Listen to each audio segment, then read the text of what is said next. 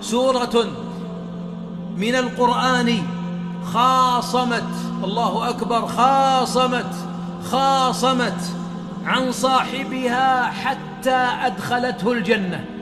رواه الطبراني بإسناد حسن. تصور أنت تجذب لربما إلى النار وعندك تقصير، ورحمة أرحم الراحمين لم تشملك فتخاصم: يا رب كان يقرأني في كل ليلة، يا رب كم دمعت عينه عندما قال تبارك الذي بيده الملك وهو على كل شيء قدير، يا رب وهو يقرأ هذه الآيات متدبرا باكيا قد أسهرته ما نام حتى تلاها، يا رب أتخاصم عنك حتى ما تطلقك.